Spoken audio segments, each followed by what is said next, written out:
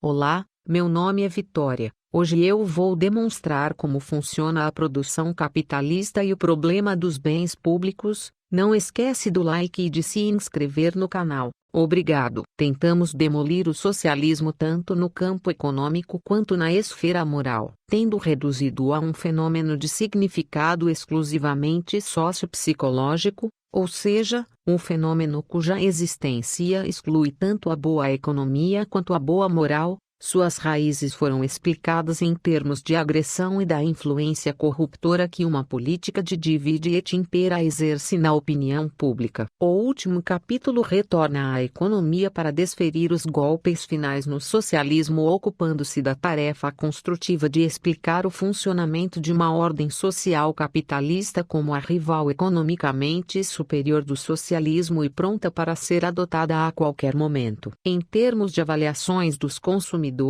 o capitalismo foi indicado como sendo superior no que tange à alocação dos fatores de produção, à qualidade da fabricação dos bens produzidos e à preservação dos valores incorporados ao capital ao longo do tempo. Foi, de fato, demonstrado que não constitui, de modo algum, qualquer problema especial o problema do monopólio supostamente associado ao sistema de puro mercado. Em vez disso, tudo o que foi dito sobre o funcionamento normalmente mais eficiente do capitalismo também é verdade no que se refere aos produtores monopolistas, na medida em que eles estão realmente sujeitos ao controle das aquisições voluntárias ou das abstenções voluntárias ocorridas nas compras realizadas pelos consumidores. Este último capítulo analisará um argumento especial cada vez mais citado e que supostamente exige algumas alterações na tese da superioridade econômica do capitalismo, o argumento da produção dos chamados bens públicos, particularmente, a provisão de segurança. Se o que foi dito no capítulo anterior sobre o funcionamento de uma economia de mercado é verdade, e se os monopólios são completamente inofensivos para os consumidores, uma vez que os consumidores têm o direito de boicotá-los e entrar livremente no mercado de produtores que competem entre si, se deve então chegar à conclusão de que tanto por razões morais quanto por razões econômicas a produção de todos os bens e serviços deveria ser deixada nas mãos da iniciativa privada. E, particularmente, deduz-se que mesmo a produção da lei e da ordem, da justiça e da paz, aquelas coisas que se pensa como sendo os candidatos mais prováveis de bens fornecidos pelo Estado pelas razões explicadas no capítulo 8 deveriam ser fornecidas privadamente por um mercado competitivo. Essa é, de fato, a conclusão formulada por G. de Molinari, um renomado economista belga, no início de 1849, numa época em que o liberalismo clássico ainda era a força ideológica dominante e economista e socialista eram geralmente considerados, e legitimamente, como sendo antônimos. Se existe uma verdade bem estabelecida na economia política, é esta, que em todos os casos, para todas as mercadorias que servem à provisão das necessidades tangíveis ou intangíveis do consumidor, é do maior interesse dele que o trabalho e o comércio permaneçam livres, porque a liberdade do trabalho e do comércio tem, como resultado necessário e permanente, a redução máxima do preço. E esta, que os interesses do consumidor de qualquer mercadoria devem sempre prevalecer sobre os interesses do produtor. Assim, ao seguirmos esses princípios, chegamos a esta rigorosa conclusão, que a produção de segurança deveria, nos interesses dos consumidores desta mercadoria intangível, permanecer sujeita à lei da livre competição. De onde se segue que nenhum governo deveria ter o direito de impedir que outro governo entrasse em competição com ele ou que requeresse que os consumidores adquirissem exclusivamente seus serviços. E Molinari comenta esse argumento dizendo o seguinte: ou isso é tão lógico quanto verdadeiro ou então os princípios em que se baseia a ciência econômica são inválidos. Aparentemente, só há uma saída para essa conclusão desagradável, ou seja, para todos os socialistas, argumentar que há bens particulares sobre os quais não se aplica o raciocínio econômico anterior devido a algumas razões especiais. É isso o que os chamados teóricos dos bens públicos estão determinados a provar. Porém, demonstraremos que, na verdade, não existem bens especiais nem razões especiais e que, em particular, a produção de segurança não apresenta qualquer problema diferente do da produção de qualquer outro bem ou serviço, seja casa, queijo ou seguro. Apesar de seus muitos seguidores, toda a teoria dos bens públicos é construída sob um raciocínio defeituoso e superficial, é dominada por inconsistências internas e por falácias lógicas nas quais a conclusão do argumento desrespeita a premissa inicial, non sequitur, além de apelar ao, e jogar com, os preconceitos e as crenças populares, e sem qualquer mérito científico. Com o que se parece, então, a rota de fuga que os economistas socialistas encontraram para evitar a conclusão de Molinari, desde a época de Molinari, tornou-se cada vez mais comum responder à questão sobre se há bens nos quais se aplicam diferentes tipos de análise econômica de maneira afirmativa. Na verdade,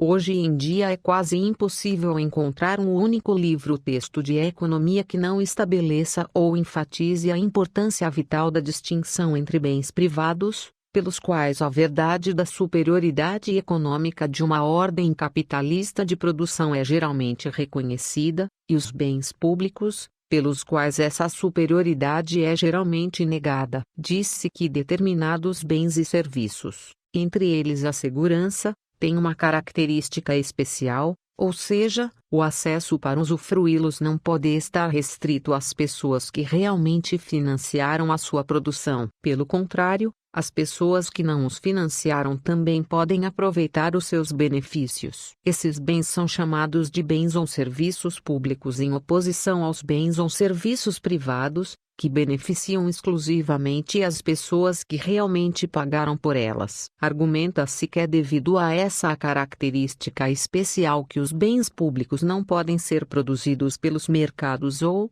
pelo menos, não em quantidade ou qualidade suficientes, e, portanto, exige-se uma ação estatal compensatória. Os exemplos apresentados por diferentes autores para os supostos bens públicos variam de forma ampla. Eles muitas vezes classificam os mesmos bens e serviços de forma diferente, não deixando de discutir quase nenhuma classificação de um bem específico. Isso prenuncia claramente o caráter ilusório de toda a distinção. Contudo, alguns exemplos de bens públicos que desfrutam particularmente de um status popular são os bombeiros que impedem um incêndio na casa do vizinho, o que permite que ele lucre com a ação do meu corpo de bombeiros mesmo que não contribua com nada para financiá-lo, ou a polícia, que ao fazer a ronda nos arredores da minha propriedade também assusta os ladrões em potencial da propriedade do meu vizinho, mesmo que ele não ajude a financiá-la, ou o farol. Um exemplo particularmente caro aos economistas, que ajuda as embarcações a encontrar a sua rota, mesmo que seus proprietários não contribuam com um centavo para a sua construção ou manutenção. Antes de continuar com a apresentação e o exame crítico da teoria dos bens públicos, permita-nos investigar o quanto é útil a distinção entre bens públicos e privados para ajudar a decidir o que deve ser produzido privadamente e o que deve ser produzido pelo Estado ou com a sua colaboração. Até a análise mais superficial não poderia deixar de mostrar que o uso desse suposto critério, em vez de apresentar uma solução sensata, resultaria num problema profundo. Embora, pelo menos, à primeira vista pareça que alguns bens e serviços fornecidos pelo Estado devam realmente ser qualificados como bens públicos, certamente não é óbvio quantos bens e serviços atualmente produzidos pelos Estados poderiam receber o título de bens públicos. Ferrovias, correios, telefonia, ruas e similares parecem ser bens cujo uso pode estar restrito às pessoas que realmente os financiarão e, portanto, parecerem ser bens privados. E também parece ser em muitos aspectos o caso da segurança, esse bem multidimensional. Todo o que pudesse ser obtido do seguro teria que ser qualificado como um bem privado. No entanto, Isso não é o suficiente. Na medida em que os bens fornecidos pelo Estado parecem ser bens privados, muitos bens produzidos privadamente parecem se encaixar na categoria de bens públicos. Claramente, meus vizinhos lucrariam com meu bem cuidado jardim de rosas. Eles poderiam desfrutar a vista sem jamais me ajudar com o jardim. O mesmo acontece com todos os tipos de melhorias que eu pudesse realizar na minha propriedade e que também valorizaria o valor da propriedade da vizinhança. Mesmo aquelas pessoas que não quisessem depositar o dinheiro no chapéu poderiam lucrar com a apresentação de uma música de rua. E os colegas viajando num ônibus iriam lucrar com o fato de eu usar desodorante, mesmo que não quisessem me ajudar a comprá-lo. E todo mundo que jamais teve contato comigo lucraria com meus esforços, realizados sem seu apoio financeiro, para me tornar uma pessoa mais amável. Agora, todos esses bens, jardins de rosa, melhorias na propriedade, música de rua, desodorantes, aperfeiçoamento da personalidade, uma vez que claramente parecem possuir as características de bens públicos, têm que ser fornecidos pelo Estado ou ter a sua colaboração, como indicaram esses últimos exemplos de bens públicos produzidos de forma privada. Há algo de muito errado com a tese dos teóricos dos bens públicos de que esses bens não podem ser produzidos pelo setor privado e exigem uma intervenção estatal. Claramente, eles podem ser fornecidos pelos mercados. Além do mais, a evidência histórica nos mostra que todos os supostos bens públicos que o Estado agora provê, na verdade, foram em algum momento do passado fornecidos por empreendedores privados, ou mesmo hoje ainda o são em um ou outro país. Por exemplo, os Correios já foram privados em quase todos os lugares, as ruas eram financiadas privadamente e em alguns casos ainda são, mesmo os amados faróis foram originalmente criados por empresas privadas, forças policiais privadas, investigadores e árbitros ainda existem, e a ajuda aos doentes, aos pobres, aos idosos, aos órfãos e às viúvas tem sido tradicionalmente uma área de atuação das organizações privadas de caridade. Afirmar que essas coisas não podem ser produzidas por um sistema de puro mercado é falsificar exponencialmente a experiência. Além dessa, surgem outras dificuldades quando a distinção entre bens públicos e privados é utilizada para decidir o que deixar ou não para ser realizado pelo mercado. E se, por exemplo, a produção dos supostos bens públicos teve consequências negativas para terceiros, ou se as consequências foram positivas para alguns e negativas para outros. E se o vizinho cuja casa foi salva do incêndio pelo meu corpo de bombeiros desejasse que ela tivesse sido incendiada, talvez porque o imóvel tivesse seguro, e se meus vizinhos detestassem rosas, e se meus colegas viajantes achassem o aroma do meu desodorante insuportável? Além disso, mudanças na tecnologia podem alterar o caráter de um determinado bem. Por exemplo, com o desenvolvimento da TV por assinatura, um bem que antigamente era, aparentemente, público se tornou privado. E as modificações nas leis de propriedade, da aquisição da propriedade,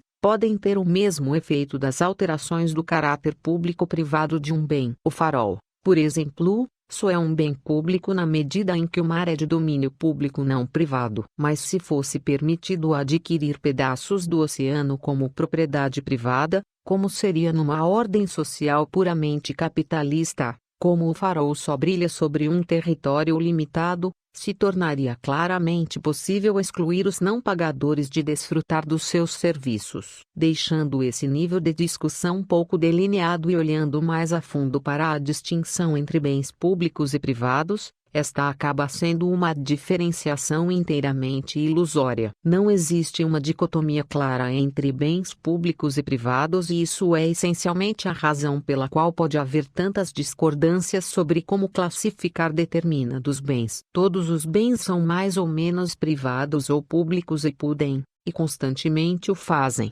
mudar no que tange ao seu grau de privacidade, publicidade e a partir da mudança dos valores e das avaliações das pessoas, e com as alterações na formação da população. Eles nunca se enquadram, de uma vez por todas, dentro de uma ou de outra categoria. Para reconhecer esse aspecto, devemos recordar o que é que faz de algo um bem. Para que algo seja um bem tem que ser pensado e tratado como sendo escasso. Isto é, algo não é um bem por si mesmo, mas é um bem aos olhos do observador. Nada é um bem sem, pelo menos, uma pessoa avaliá-lo subjetivamente como tal. Mas uma vez que bens nunca são bens, por si só, e nenhuma análise físico-química pode identificar algo como sendo um bem econômico, não há um critério objetivo estabelecido para classificar os bens como privados ou públicos. Eles nunca podem ser privados ou públicos por si mesmos. Seu caráter público ou privado depende das poucas ou das muitas pessoas que os consideram como sendo bens, com o grau em que eles são privados ou públicos se modificando de acordo com as mudanças nas avaliações e que varia de 1 até o infinito. Mesmo coisas aparentemente completamente privadas, como o interior do meu apartamento ou a cor da minha cueca, podem se tornar bens públicos tão logo alguém comece a se preocupar com elas. E aquelas coisas que são aparentemente bens públicos, como a parte externa da minha casa ou a cor do meu macacão, podem se tornar bens extremamente privados tão logo as demais pessoas parem de se preocupar com elas. Além disso, todo bem pode modificar as suas características cada vez mais, e pode até mesmo se transformar de um bem público ou privado para um mal público ou privado e vice-versa, dependendo unicamente das mudanças na preocupação ou na indiferença. Porém, se for assim, qualquer que seja a decisão, não pode se basear na classificação de bens como privados ou públicos. Na verdade, para fazê-lo se tornaria necessário não só efetivamente perguntar a cada indivíduo se ele passou ou não a se preocupar positiva ou negativamente com cada bem individual e também, talvez, em que medida, a fim de determinar quem deve lucrar e quem deve, portanto, participar de seu financiamento. E como se poderia saber se eles estavam dizendo a verdade? Também seria necessário monitorar continuamente todas as mudanças nessas avaliações, com o resultado de que nenhuma decisão definitiva poderia ser tomada em relação à produção de qualquer coisa. E em decorrência de uma teoria absurda, estaríamos todos mortos há muito tempo. Mas mesmo que fosse para ignorar todas essas dificuldades e caso se estivesse disposto a admitir em prol do argumento que a distinção entre bens públicos e privados fosse adequada, mesmo assim o argumento não provaria o que deveria provar, nem fornece razões conclusivas pelas quais os bens públicos, considerando que eles existem como uma categoria separada de bens, deveriam, de todo modo, ser produzidos, nem porque o Estado, e não as empresas privadas, é quem deveria produzi-los. É o que a teoria dos bens públicos afirma essencialmente, considerando a distinção conceitual já mencionada,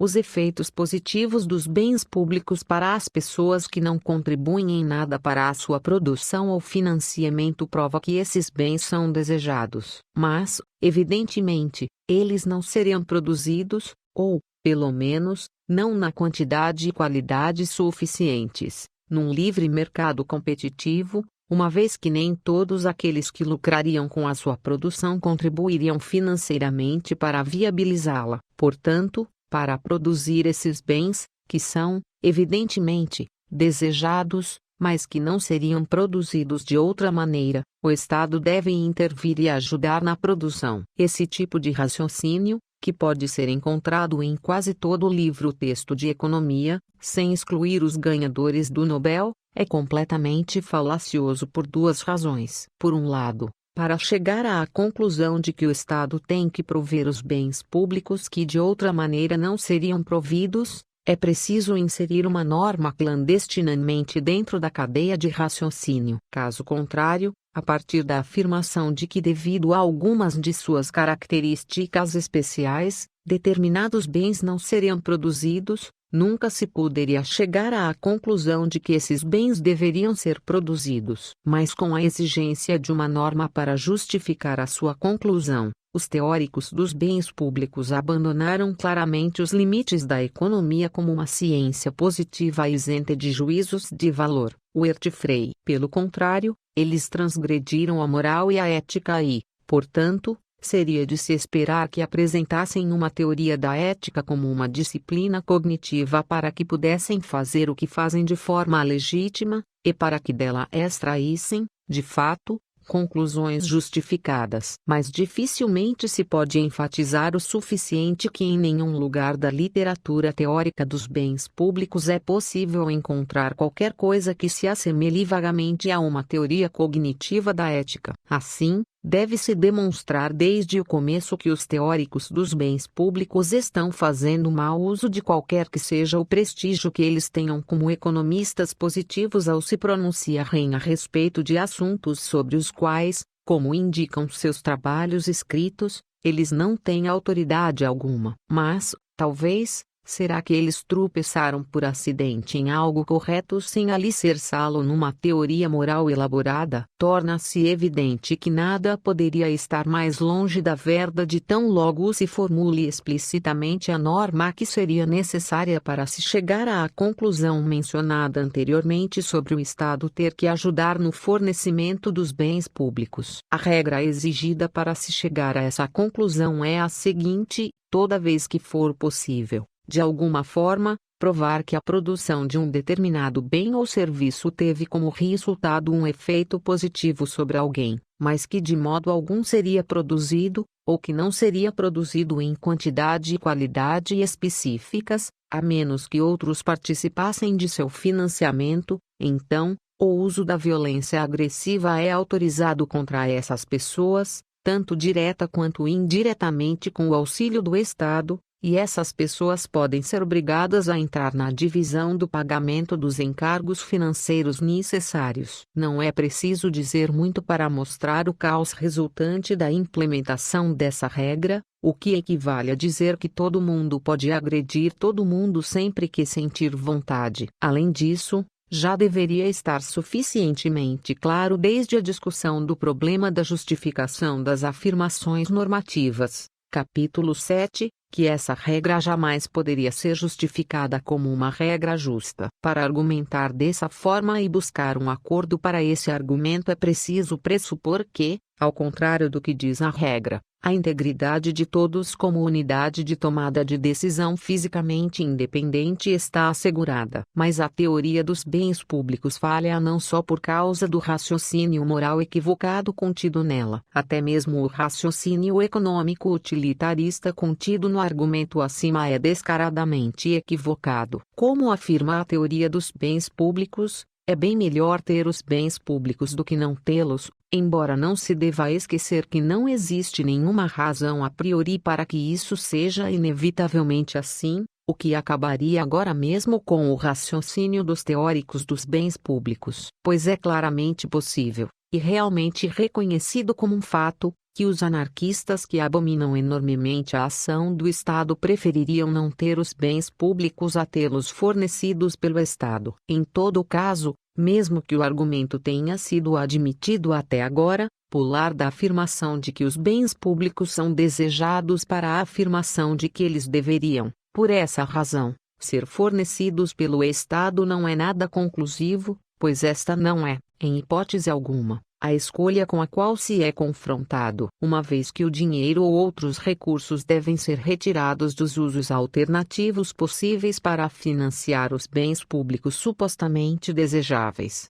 A única questão relevante e adequada é se os usos alternativos em que esse dinheiro poderia ser aplicado, ou seja, os bens privados que poderiam ter sido adquiridos, mas que agora não podem ser comprados porque o dinheiro está sendo gasto nos bens públicos, são ou não são mais valiosos, mais urgentes, do que os bens públicos. E a resposta a essa questão é perfeitamente clara. Em termos de avaliações dos consumidores, por mais alto que possa ser o seu nível absoluto, o valor dos bens públicos é relativamente mais baixo do que o dos bens privados concorrentes, porque se fosse possível deixar a escolha para os consumidores, e se não se tivesse forçado uma alternativa sobre outra, eles evidentemente teriam preferido gastar o seu dinheiro de maneira diferente. Caso contrário, não seria necessário o uso da força. Isso prova que, sem sombra de dúvidas, os recursos utilizados para o fornecimento de bens públicos são desperdiçados na medida em que fornecem aos consumidores bens e serviços que,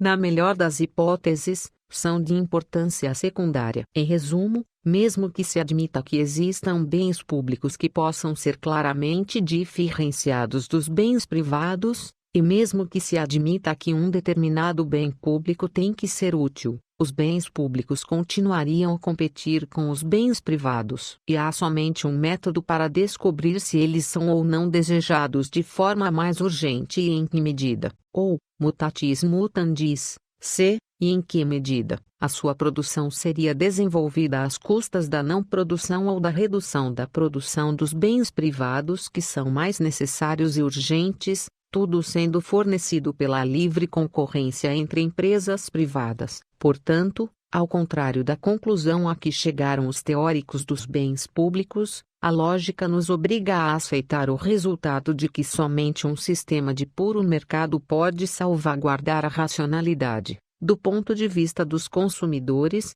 da decisão de produzir um bem público. E apenas sob uma ordem capitalista pura se poderia garantir que a decisão sobre a quantidade de bem público a ser produzida, desde que tivesse que ser produzida, também fosse racional. Essencialmente, o mesmo raciocínio que leva alguém a rejeitar a teoria socialista estatista, construída sobre o caráter supostamente único dos bens públicos como definido pelo critério da não exclusão, também se aplica quando, em contrapartida, esses bens são definidos por meio do critério do consumo não rival. Em primeiro lugar, para deduzir da afirmação normativa que eles devem ser oferecidos a partir da afirmação de que os bens que permitem o consumo não rival não estariam disponíveis num livre mercado a tantos consumidores quanto fosse possível, essa teoria enfrentaria exatamente o mesmo problema de exigir uma justificativa ética. Além disso,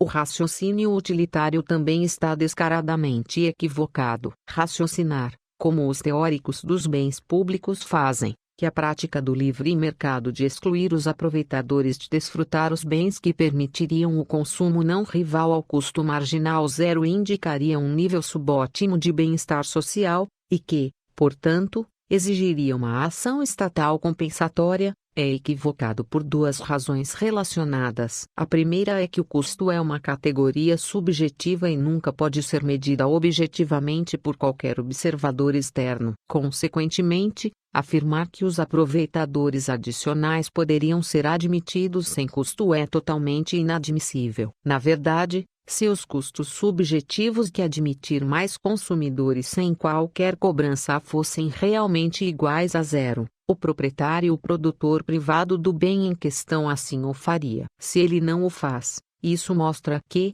pelo contrário, os custos não são iguais a zero. A razão para isso pode ser a sua crença de que agir dessa forma reduziria a satisfação disponível para outros consumidores e haveria uma tendência para reduzir o preço do seu produto, ou poderia ser simplesmente seu desgosto por aproveitadores intrusos como, por exemplo, quando eu me oponho à proposta de colocar a minha sala de estar subutilizada, menos do que a capacidade, à disposição de várias pessoas que se autoconvidaram para consumo não rival. Em todo caso, desde que, independentemente das razões, o custo não pode ser considerado como sendo zero, é então falacioso falar de uma falha de mercado quando determinados bens não são inevitavelmente dados se aceitamos a recomendação dos teóricos dos bens públicos de deixar que os bens, que supostamente permitem o consumo não rival, sejam fornecidos sem cobrança pelo Estado. Além da tarefa insuperável de determinar o que preenche esse critério, o Estado, independente que é das aquisições voluntárias dos consumidores, enfrentaria primeiro o problema igualmente insolúvel de determinar racionalmente a quantidade de bens públicos a fornecer. Claramente, uma vez que os bens públicos não são bens gratuitos, mas estão sujeitos à multidão em algum nível de uso, não há ponto de parada para o Estado, porque em qualquer nível de oferta ainda haveria usuários que teriam que ser excluídos e que, com uma oferta mais ampla, poderiam desfrutar gratuitamente. Mas até se esse problema pudesse ser resolvido milagrosamente, em todo caso o custo, necessariamente inflado, de produção e de operação dos bens públicos distribuídos sem ônus para o consumo não rival teriam que ser pagos pelos impostos. Então, isso, ou seja, o fato de os consumidores terem sido coagidos a desfrutar dos bens sem pagar, provaria novamente,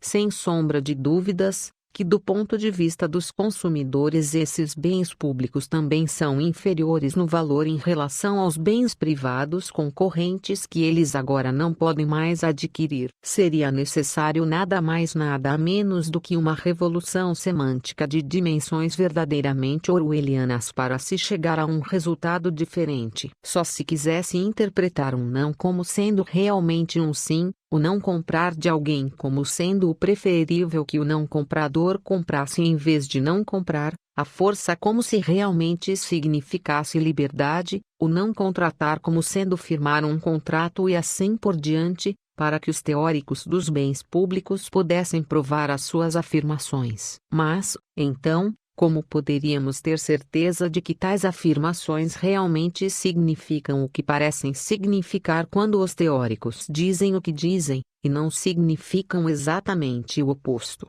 ou nada significam em relação a um conteúdo específico, mas são simplesmente bravatas? Não podemos.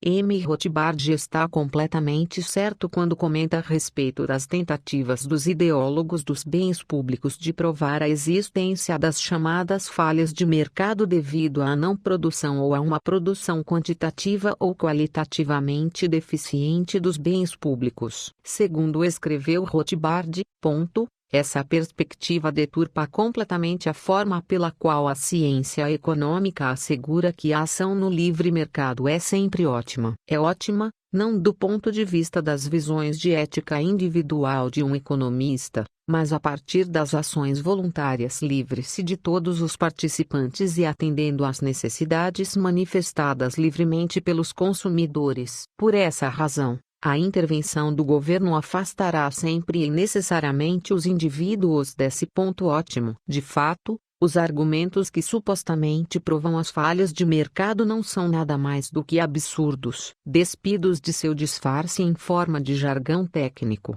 Todos demonstram o seguinte: o mercado não é perfeito, pois se caracteriza pelo princípio da não agressão imposto sobre condições marcadas pela escassez e, dessa forma, determinados bens ou serviços que só poderiam ser produzidos e fornecidos se a agressão fosse permitida, não mais seriam produzidos. Pura verdade. Mas nenhum teórico do mercado jamais se atreveria a negar essa afirmação. No entanto, e isso é decisivo, essa imperfeição do mercado pode ser defendida tanto moralmente quanto economicamente ao passo que as supostas perfeições dos mercados propagadas pelos teóricos dos bens públicos não poderiam. Também é verdade que a extinção da prática atual do Estado em fornecer bens públicos implicaria numa mudança na estrutura social e na distribuição de riqueza atuais. E essa reorganização estrutural certamente resultaria num sofrimento severo para algumas pessoas. Na realidade, isso é precisamente a razão pela qual há uma resistência pública a uma política de privatização das funções estatais, apesar de que no longo prazo a riqueza social total seria aumentada. Seguramente, porém, esse fato não pode ser aceito como um argumento válido para demonstrar as falhas de mercado. Se um indivíduo que havia sido autorizado a bater na cabeça das demais pessoas fosse agora proibido de continuar com essa prática, ele certamente seria prejudicado, mas dificilmente se aceitaria esta como uma desculpa válida para manter a regra antiga de bater. Ele foi prejudicado em relação a um sistema no qual alguns consumidores tinham o direito de determinar e não permitir o que os outros consumidores poderiam comprar de acordo com suas preferências e com os meios adquiridos por eles de forma justa e que estão à sua disposição, mas prejudicá-lo significou substituir uma ordem social existente na qual todo consumidor passou a ter o direito igual de determinar o que e quanto de algo será produzido. E, certamente, essa substituição da estrutura social seria preferível do ponto de vista de todos os consumidores enquanto consumidores voluntários. Assim, pela força do raciocínio lógico, deve-se aceitar a conclusão já citada de Molinari, segundo a qual, para o bem dos consumidores, todos os bens e serviços sejam fornecidos pelos mercados. Não é apenas falso que existam categorias claramente diferenciadas de bens que forneceriam acréscimos especiais à tese geral da necessária superioridade econômica do capitalismo. Mesmo que existissem, não se poderia encontrar uma razão especial pela qual esses bens públicos supostamente especiais também não devessem ser produzidos por empresas privadas, uma vez que invariavelmente competem com os bens privados. Na verdade, apesar de toda a propaganda por parte dos teóricos dos bens públicos, a maior eficiência dos mercados quando comparada com a do Estado tem sido constatada em relação a um número cada vez maior de supostos bens públicos. Confrontado diariamente com a experiência, dificilmente qualquer um que estude seriamente essas questões seria capaz de negar que atualmente os mercados poderiam fornecer de forma mais efetiva os serviços de correios e as ferrovias, eletricidade, telefonia, educação, moeda, rodovias e assim por diante, ou seja, satisfazer mais os consumidores do que o Estado o faria. No entanto, as pessoas ficam geralmente reticentes em aceitar aquilo que a força da lógica impõe num setor específico, a produção de segurança. Portanto, no restante deste capítulo será explicado o funcionamento superior de uma economia capitalista nessa área em particular, uma superioridade cujo argumento lógico já foi desenvolvido, mas que deve ser apresentado de forma mais persuasiva quando algum material empírico for acrescentado à análise e quando esta for estudada como um problema resultante de suas próprias afirmações. Como funcionaria um sistema de produtores de segurança concorrentes e não monopolistas? Deve estar claro desde o início que ao responder essa questão saímos do âmbito da análise puramente lógica e,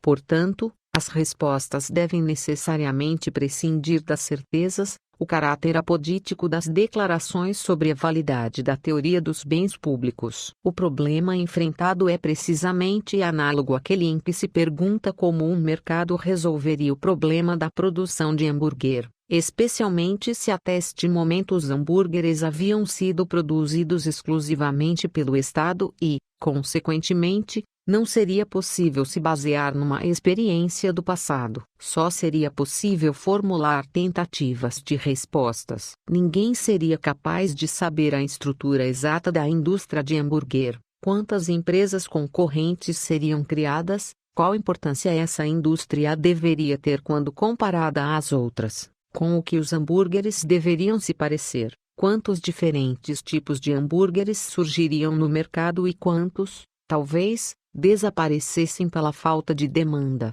e assim por diante. Ninguém seria capaz de saber todas as circunstâncias e mudanças que ocorreriam ao longo do tempo e que influenciariam a própria estrutura da indústria de hambúrguer, modificações na demanda de vários grupos de consumidores, mudanças tecnológicas, alterações dos preços de vários bens que afetam direta ou indiretamente a indústria, e assim por diante. Devemos enfatizar que tudo isso não é diferente quando surge a questão da produção privada de segurança. Mas isso não significa em hipótese alguma que nada de definitivo possa ser dito sobre a questão. Considerando determinadas condições gerais na demanda pelos serviços de segurança que são reconhecidas como mais ou menos realistas a partir da análise do mundo como ele é atualmente, o que pode e será considerado é o quanto as diferentes ordens sociais de produção de segurança, caracterizadas por diferentes restrições estruturais sob as quais elas têm que operar,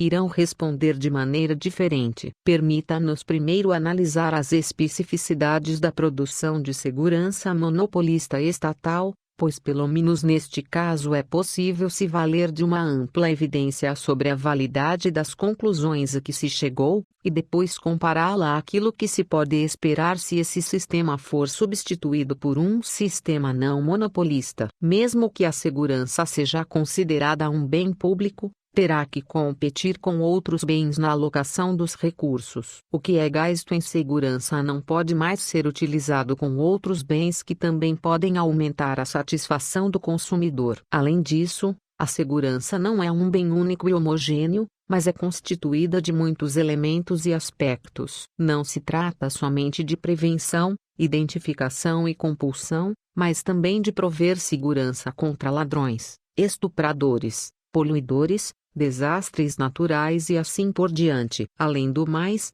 a segurança não é produzida num lampejo, mas pode ser fornecida em unidades marginais e pessoas diferentes atribuem importância diferente à segurança como um todo, e também a diferentes aspectos de todo o resto, o que vai depender de suas características pessoais, de suas experiências do passado com os vários fatores de insegurança, e do tempo e lugar nos quais possam viver. Agora, e aqui retornamos ao problema econômico fundamental da alocação dos recursos escassos para usos concorrentes, como pode o Estado, uma organização que não é exclusivamente financiada por contribuições voluntárias e pela venda de seus produtos, mas parcialmente ou no todo por impostos, decidir o quanto produzir de segurança, a quantidade de cada um de seus inúmeros aspectos, para quem, onde e o que? A resposta é que não há uma maneira racional de decidir essa questão. Do ponto de vista dos consumidores,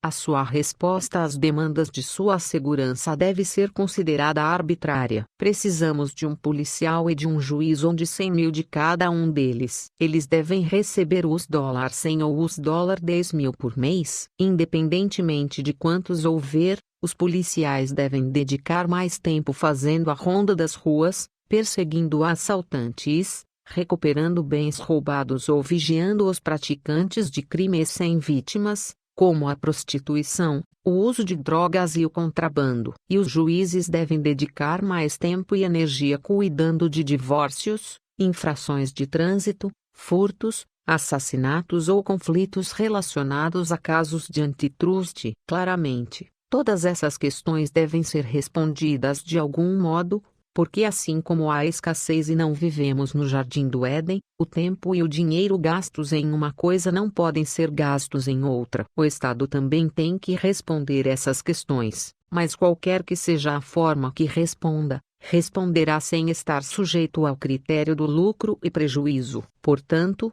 sua ação é arbitrária e, portanto, do ponto de vista do consumidor, envolve necessariamente incontáveis desperdícios relacionados à má distribuição. Independentemente do amplo nível de desejos do consumidor, como todo mundo sabe, os produtores de segurança empregados pelo Estado fazem o que eles querem. Eles ficam vagabundeando em vez de fazer alguma coisa, e, se trabalham, preferem fazer o que é mais fácil ou trabalhar onde podem ter algum poder, em vez de servir os consumidores. Os policiais dedicam muito tempo a rodar de carro, a atormentar quem comete pequenas infrações de trânsito e gastam enormes quantidades de recursos financeiros investigando crimes sem vítimas que muitas pessoas, ou seja, aquelas que não estão envolvidas, não concordariam, mas que poucas estariam dispostas a gastar o seu dinheiro nessas ações porque não são diretamente afetadas por elas. Ainda em relação àquilo que os consumidores querem de forma mais urgente,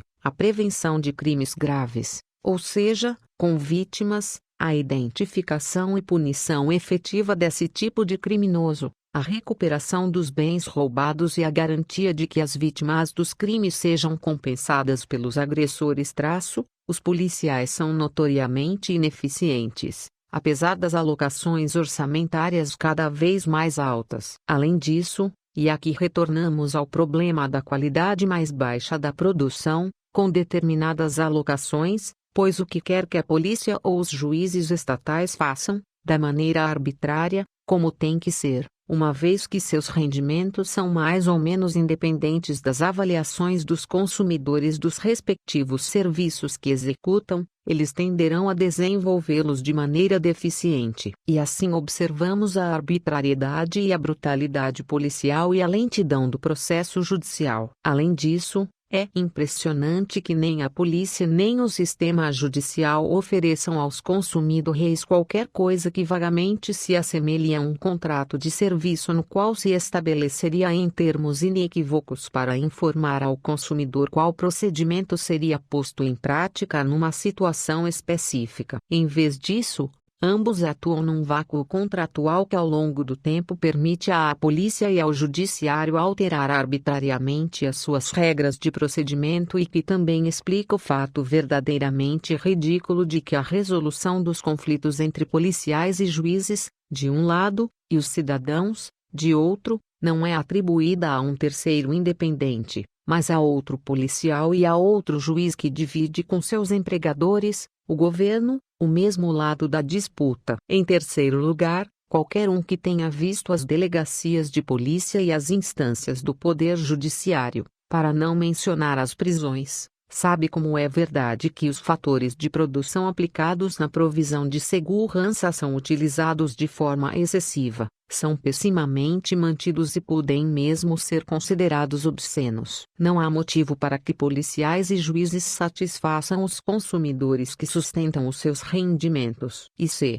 num caso excepcional, isso acontecesse, o serviço seria realizado a um custo comparativamente mais elevado do que o de qualquer serviço similar oferecido por uma empresa privada. Sem dúvida, todos esses problemas inerentes a um sistema de produção monopolista de segurança seriam resolvidos de forma relativamente rápida quando uma determinada demanda por serviços de segurança encontrasse um mercado competitivo com uma estrutura de incentivos completamente diferente para os produtores. Isso não quer dizer que se encontraria uma solução perfeita para o problema da segurança. Continuariam existindo ladrões e assassinos, e nem todos os bens roubados seriam recuperados e nem todos os assassinos seriam presos. Mas no que se refere às avaliações dos consumidores, a situação melhoraria na medida em que a natureza do homem a permitisse. Em primeiro lugar, desde que haja um sistema competitivo,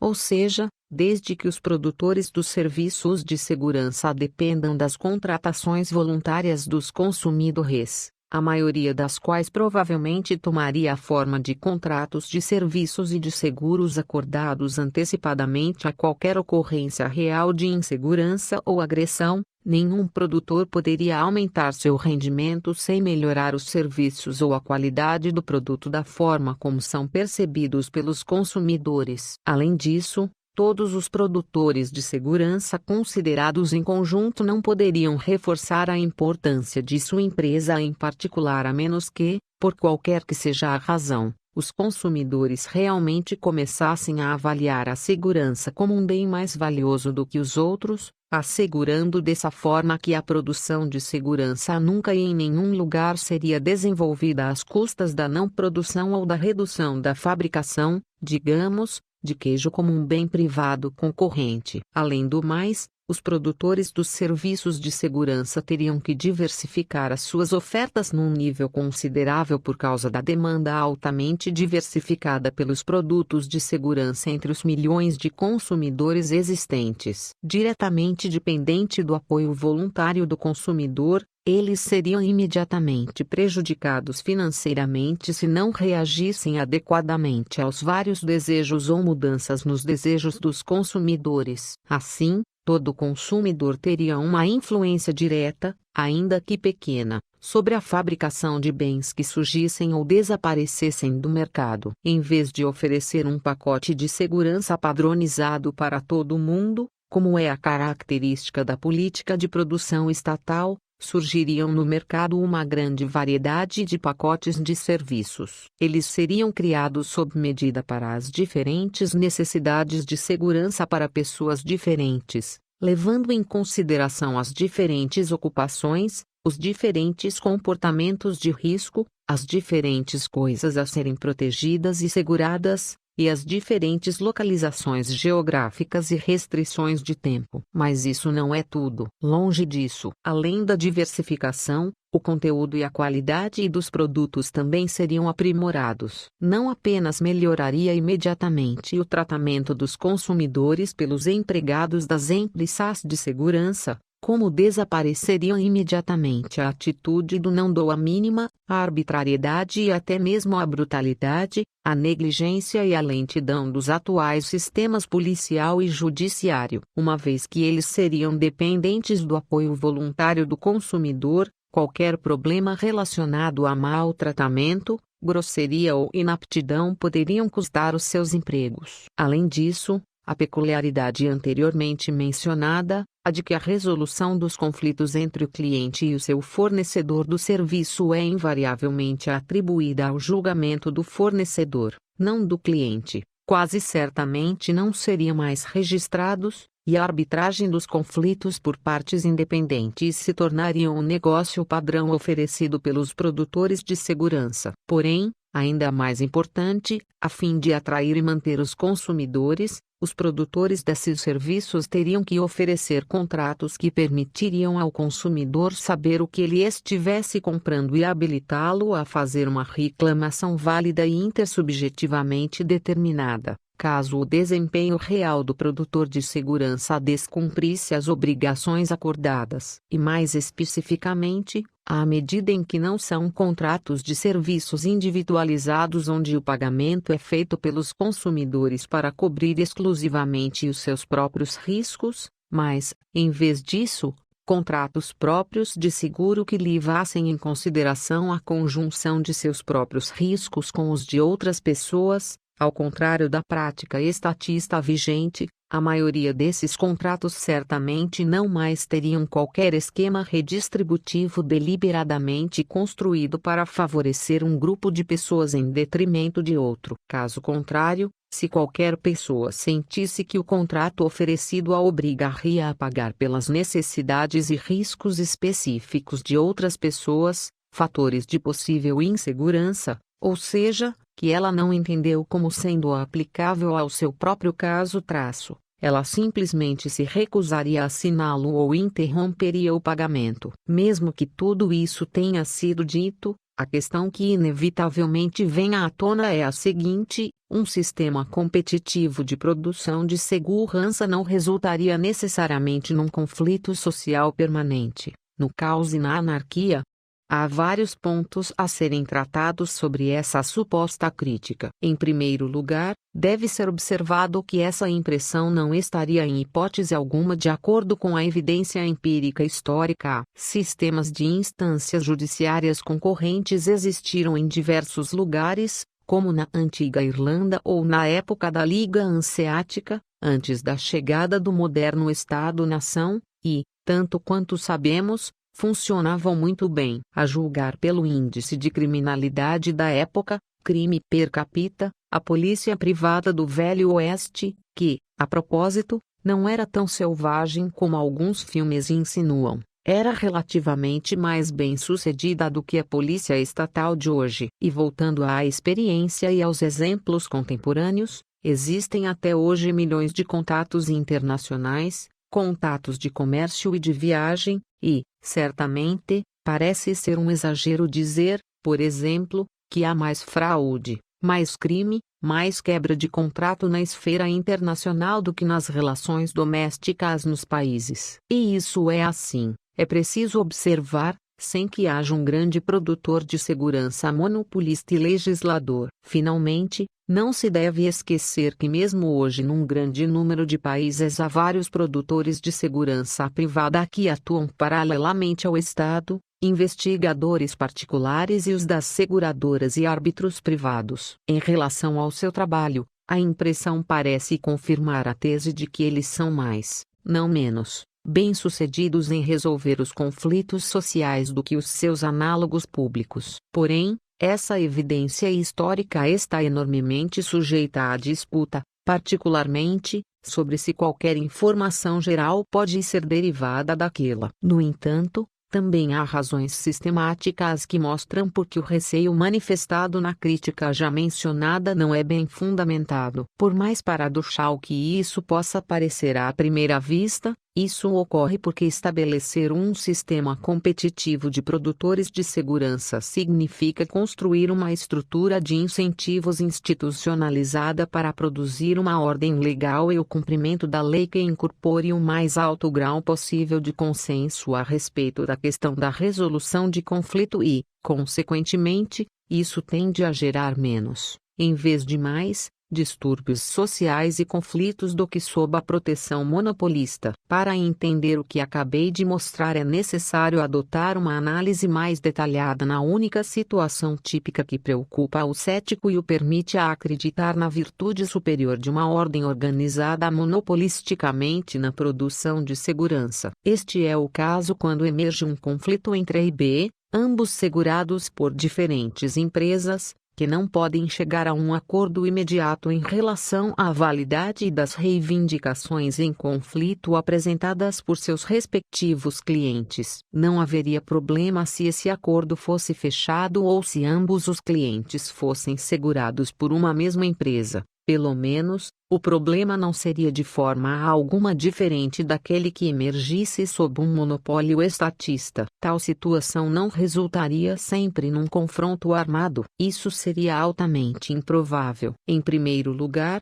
toda a batalha violenta entre empresas seria onerosa e arriscada, especialmente se essas empresas atingissem um tamanho considerável, o que seria importante para elas aparecerem como garantidoras efetivas da segurança para seus potenciais clientes. Porém, mais importante, sob um sistema competitivo com cada empresa dependente da continuação dos pagamentos voluntários dos consumidores, qualquer batalha teria que ser deliberadamente apoiada por cada cliente de ambas as empresas. Se houve uma única pessoa que suspendesse seus pagamentos porque não estava convencida de que a batalha era necessária num conflito específico prestes a acontecer, haveria uma pressão econômica imediata sobre a empresa para buscar uma solução pacífica para a disputa. Consequentemente, todo produtor concorrente de segurança se posicionaria de forma extremamente cautelosa diante da possibilidade de adotar medidas violentas para a resolução de conflitos. Pelo contrário,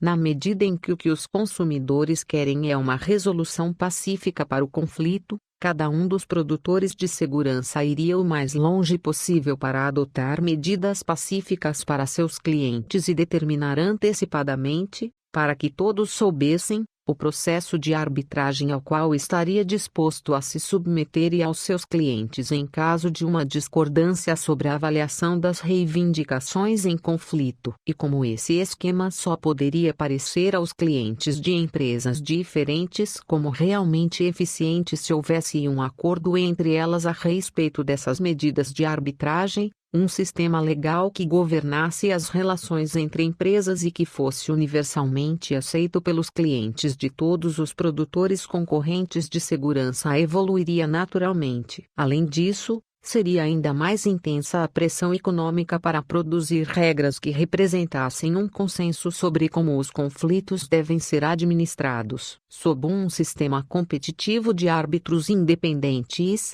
a quem seria atribuída a responsabilidade de encontrar soluções pacíficas para os conflitos, eles seriam dependentes do suporte contínuo das duas empresas em disputa, na medida em que estas poderiam e selecionariam juízes diferentes caso qualquer uma ficasse muito insatisfeita com o resultado do trabalho da arbitragem. Assim, esses juízes estariam sob pressão para achar soluções para os problemas que estão sob sua responsabilidade, dessa vez não no que se refere aos aspectos procedimentais da lei, mas ao seu conteúdo, e que seriam aceitas num determinado caso por todos os clientes das empresas envolvidas como soluções justas e corretas. Caso contrário, uma ou todas as empresas poderiam perder alguns de seus clientes, e para evitar que isso ocorra, escolheriam outro árbitro na próxima vez em que precisassem do serviço. Mas não seria possível que num sistema de concorrência as empresas de segurança violassem a lei, ou seja, uma empresa que,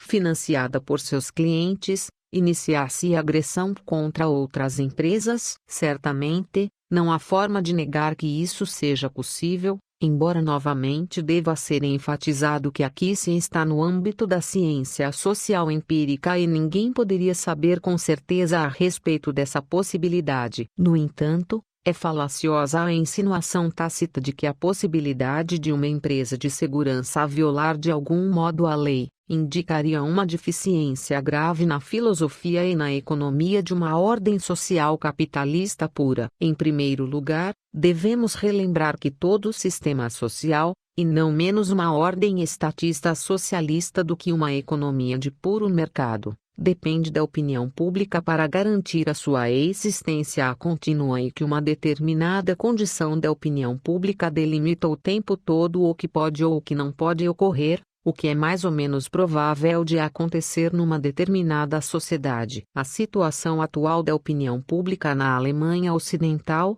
por exemplo, faz com que seja altamente improvável ou até mesmo impossível que um sistema estatista socialista do tipo russo possa ser imposto aos alemães ocidentais. A falta de apoio público a esse sistema o destruiria, conduzindo-o ao fracasso e ao colapso, e seria ainda mais improvável que qualquer tentativa de impor uma ordem similar à da Rússia pudesse ser bem-sucedida entre os americanos, considerando a opinião pública americana. Portanto, para analisar corretamente o problema das empresas que violassem a lei, a questão acima deveria ser reformulada da seguinte forma: qual a probabilidade de que algo do tipo ocorresse numa determinada sociedade com estado específico da opinião pública? Formulado dessa forma, é claro que a resposta teria que ser diferente para diferentes sociedades. Em algumas sociedades, caracterizadas pelas ideias socialistas profundamente arraigadas na população, haveria uma grande probabilidade do ressurgimento de empresas agressoras,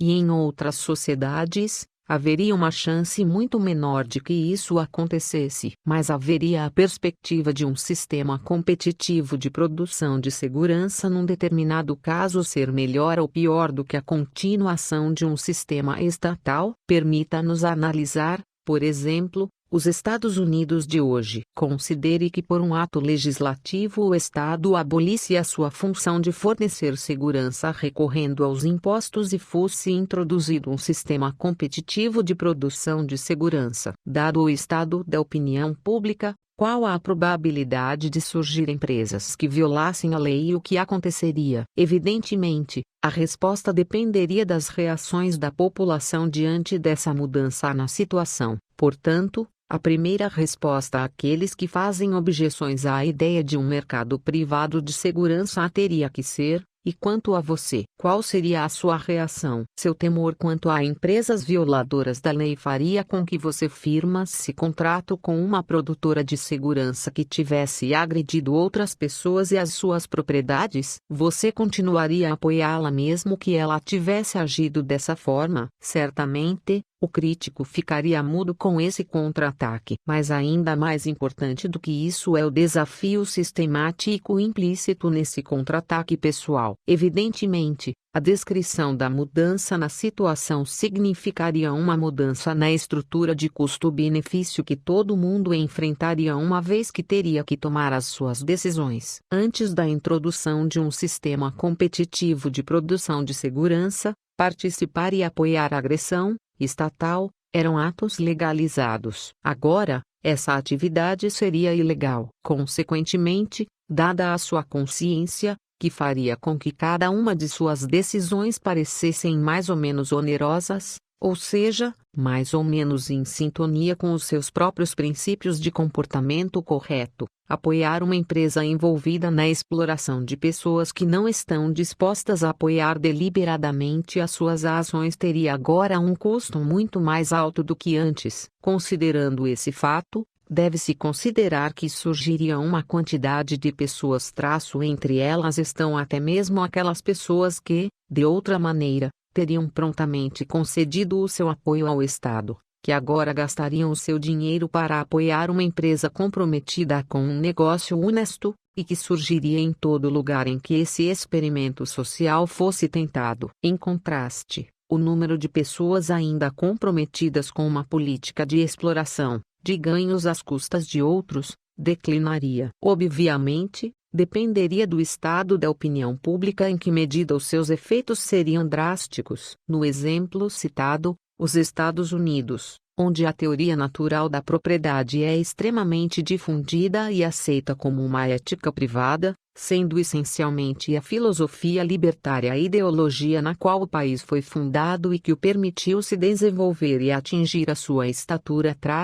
O efeito acima mencionado seria particularmente evidente. Portanto, as empresas produtoras de segurança comprometidas com a filosofia de proteger e cumprir a lei libertária conquistaria a ampla maioria do apoio público e da assistência financeira. E enquanto possa ser verdade que algumas pessoas, e, entre elas, especialmente aquelas que lucraram com a antiga ordem, devam continuar a apoiar uma política de agressão, é bastante improvável que sejam em quantidade e tenham capacidade financeira suficientes para serem bem-sucedidos nesse apoio. Pelo contrário, o resultado provável seria que as empresas honestas desenvolvessem a força necessária, sozinhas ou num esforço conjunto e apoiadas pelos seus consumidores voluntários, para identificar o surgimento de produtoras ilegais e destruí-las onde quer que, e toda vez que, elas aparecessem. E se contra todas as probabilidades os produtores de segurança perdessem a luta para manter um livre mercado na produção de segurança e ressurgisse um monopólio ilegal, simplesmente,